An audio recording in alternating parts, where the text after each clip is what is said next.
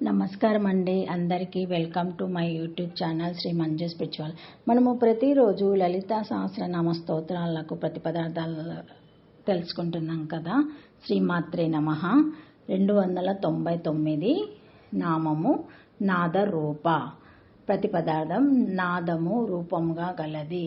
బిందో తదర్థం రోధ్యాన్యం నాదో నాదంతా ఏవచ శక్తిం పునరావాప్తికాయం సుమాన ఉన్మాన గోచారే.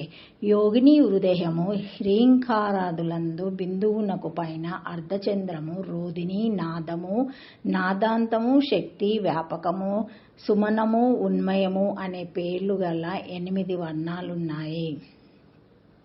ఇవి స్థూల వర్ణాల్లాగా గోచరించేవి కావు. ఇవి సూక్ష్మములు, సూక్ష్మతరములు, సూక్ష్మతమములు అయినవి. ఈ 8ంటికి సూక్ష్మచక్రములని పేరు. ఇవి భ్రూమధ్యము మొదలుకొని సహస్రారం వరకు ఉంటాయి. వీటిలో 3వ దానికి నాదమని పేరు. ఇది రోధినికి పైన ఉంటుంది. పద్మాఖిజ్ఞాలక సచాక్ష సూర్యకోటి సమప్రభ. ఇది పద్మాఖిం జలకమూలలాగా ఉండి కోటి సూర్యుల కాంతి గలది అని చెప్పబడింది. సాధకుడు నాదమును ప్రణవం పొంది ఊర్ధ్వగమ్యాయ పరాశక్తిని ధ్యానించాలి. శ్రీమాత నాదమే స్వరూపంగా గలది. సాధకుడు మూలాధారం నుండి వరుసగా షట్చక్ర భేదనము చేస్తూ 6వది అయిన ఆజ్ఞాచక్రానికి చేరినప్పుడు అక్కడి నుండి 8 వర్ణాలు పైన వివరించినవి గోచరిస్తాయి. వాటిని అనుభవిస్తూ ఊర్ధ్వగమ్యాయ సహస్రాన్ని చేరుకుంటాడు. అప్పుడు 3వ వర్ణమైన ఓంకార నాదాన్ని పొందినప్పుడు నాద రూపంలో ఉన్న శ్రీ లలితామాత అనుగ్రహాన్ని ఉపాసకుడు పొందుతాడు.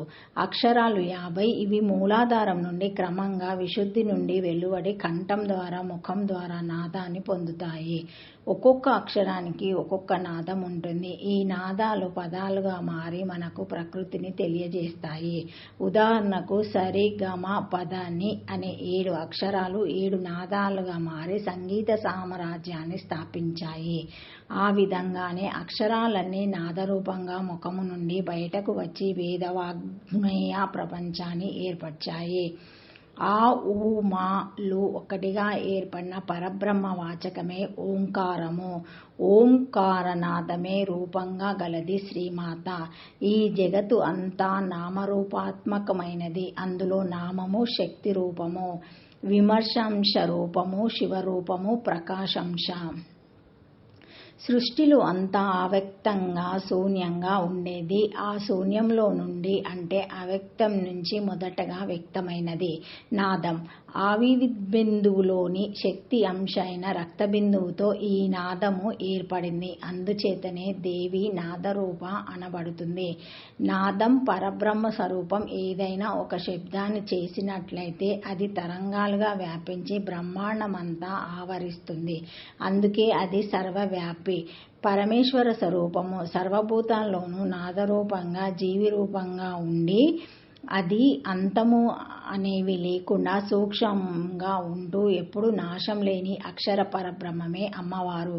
ఏది పలికినా ఉచ్చరించినా గొంతు నుండి వచ్చే నాదం యొక్క అవస్థ భేదాలే. అందుకని అమ్మవారు నాదరూప. శ్వాస విడగా ఉన్నప్పుడు దాని ప్రజ్ఞ దానిదే, మన ప్రజ్ఞ మనదే. శ్వాస వాక్కు అయినప్పుడు ఈ 2 కలిసి నాదమవుతుంది.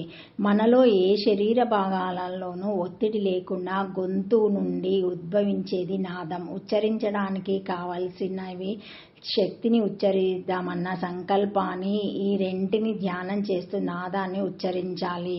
అలా ఉచ్చరించినప్పుడు వెలువడే నాదాన్ని వింటూ ఉంటే మనకు తెలియకుండానే నాదం మనలోంచి వ్యక్తమవుతూ ఉంటుంది. అభ్యాసం చేసేవారికి ఈ విధంగా ఎంతసేపైనా నాదం వస్తూనే ఉంటుందని సాధనలో తెలుస్తుంది.